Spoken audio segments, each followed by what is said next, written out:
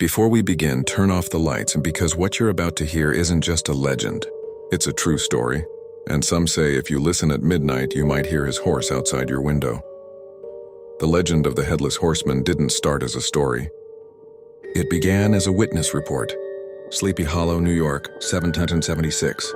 During the Revolutionary War, soldiers spoke of a Hessian mercenary, a man known for his brutality and skill on horseback.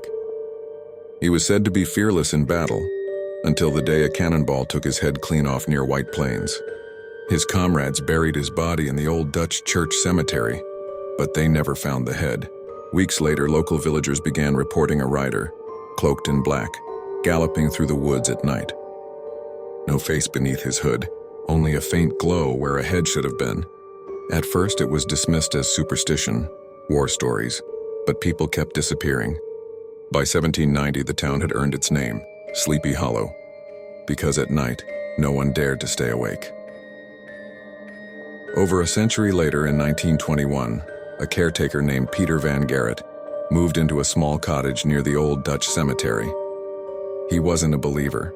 He mocked the locals for their ghost stories, until the night he tried to prove them wrong. On a foggy October evening, he took his lantern and walked into the woods, determined to reach the old battlefield where the soldier was said to have died. He was never seen alive again.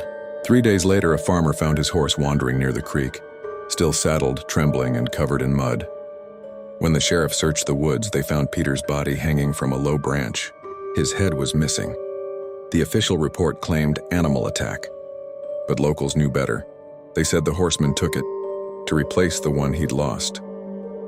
The legend might have stayed buried if not for what happened in 1980. Two teenagers driving home from a Halloween party stopped near the old Dutch bridge after their car overheated. It was 12:07 a.m. According to the surviving boy's testimony, the air turned freezing cold. Fog rolled in so thick he could barely see the road. Then he heard it, distant at first, the faint rhythm of hooves. Clop, clop, clop, getting closer.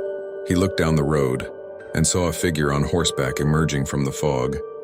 No face, no head, just the glint of metal from a sword raised high in the air.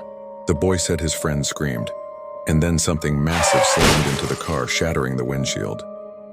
When police arrived, they found the car engine still running, headlights flickering.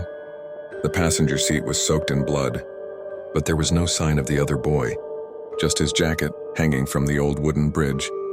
To this day, the police report lists him as missing, but locals say on cold October nights, if you drive across the bridge after midnight, you'll see hoof prints in the mud, fresh ones leading into the fog.